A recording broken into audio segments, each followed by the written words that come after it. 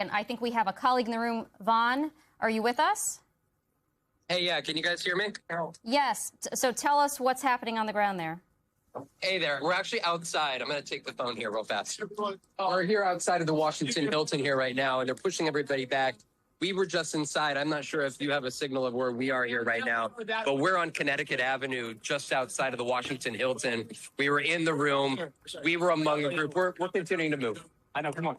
And back over that way, if you guys can see our shot, is where the Washington Hilton is. Over the course of the last hours, the perimeter was already shut down largely here to vehicle traffic ahead of this event. When we were inside, that is when we heard what were these apparent shots here. And you can see we saw Steve Scalise, we saw Jamison Greer, the U.S. Trade Representative. They just walked by us here on the sidewalk a few moments ago. But we also saw Scott Bessent, Pete Hegseth, each make their way out of this complex. After the president was removed first, we then saw a series of other administration officials, members of Congress, leave the scene here. There was inside of that room there, I know you guys were just having a conversation. It was essentially at a standstill, whether it was trays that had fallen or whether it was a drum that would have been beaten. But what we are hearing is that they were apparent gunshots. We made our way up to where they sounded as if they had been coming from before exiting the bottom. I think it's some context here to the scene. We actually left the exit where Ronald Reagan was shot just over 40 years ago. This was a moment which we still have very little clarity on. We were trying to glean from other guests there that were as to what they saw. There were folks that did tell us that they heard gunshots.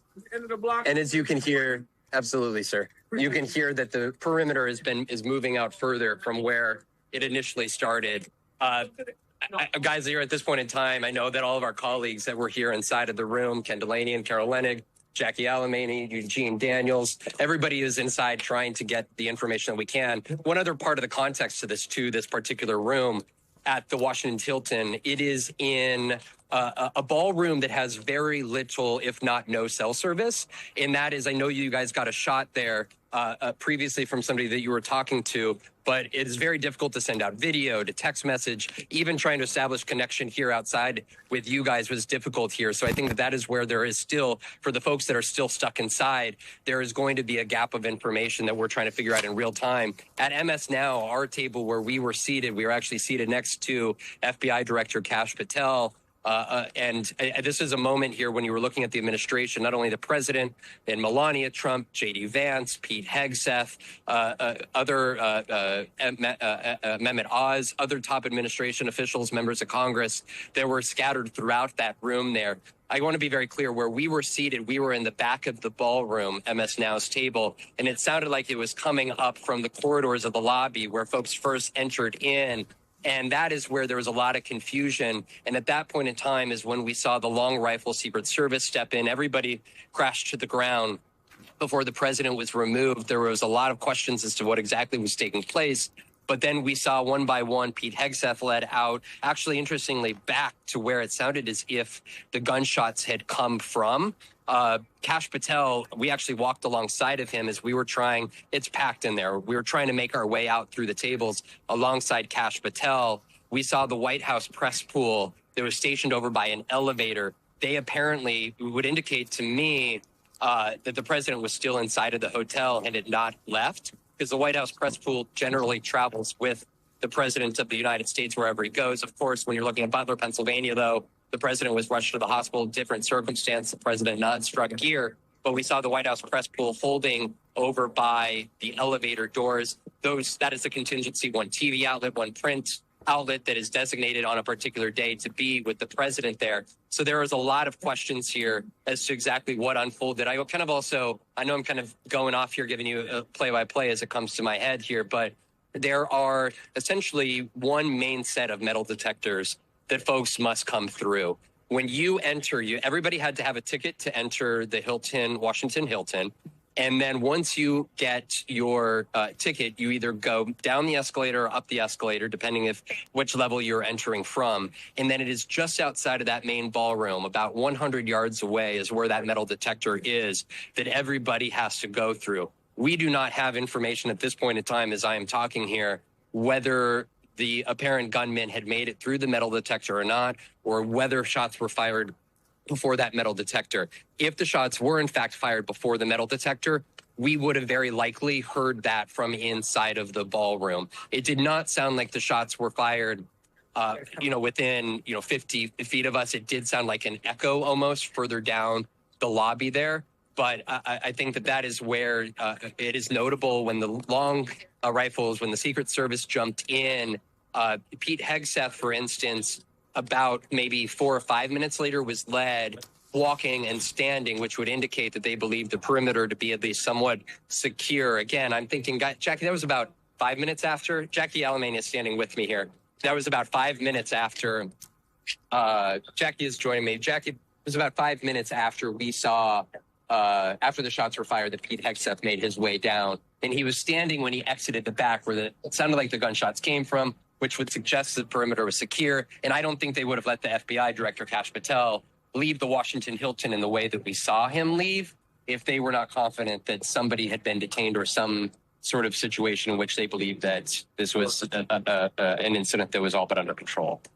That sounds right, that it was a very chaotic moment. And even when you were watching... We just heard it from inside. They're resuming the program shortly. They made an announcement in the ballroom.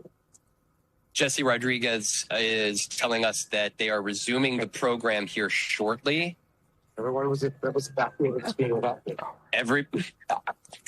Okay, and so this stay is happening. with this Yeah, this and to give you continues. an I idea know here, that this is happening in real time, Vaughn, and your eyewitness report is helping us kind of piece together so many things that are happening.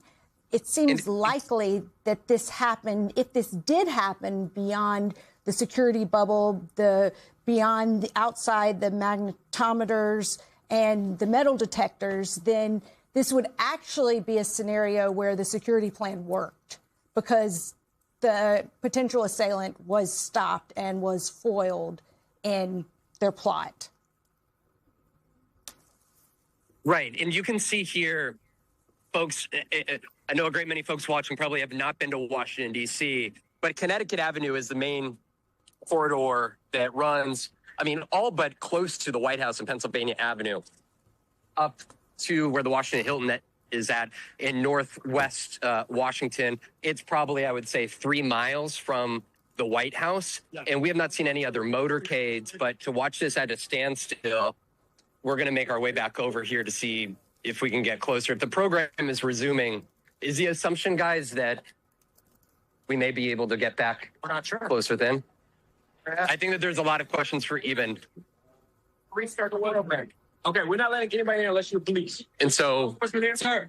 yeah, we're good. We're not going in. We're not going in. But you have to go down. Move that down. Everyone that's coming up, you have to go this way. And so, as you can hear, they're still keeping the perimeter, but it sounds like the White House Correspondents' Dinner is going to go forward as planned here, despite the evacuations. It's not clear whether everybody left the premise or not. People like the FBI director or Pete Hegseth or J.D. Vance, the vice president. But I'm going to try to, guys, I honestly saw Carol. We walked out with Carol Lennig. We walked out with a few others of our colleagues, and we're going to try to see what information we can get from them. Our Jake Trailer, our White House, our actually... Vaughn, just stay with me. Vaughn, stay with me for 1 second. I just want to know if the pictures that we're looking at are live from inside the ballroom. Control room, is that a live picture? Okay, so we are seeing some activity still inside the ballroom, which means that there are still people there, Vaughn. And it's clear based on what you're reporting and obviously what you were just showing us that the police are asking you to keep moving away from the hotel, at least expanding the perimeter. But there are still people inside the ballroom who have not left. So we'll see exactly...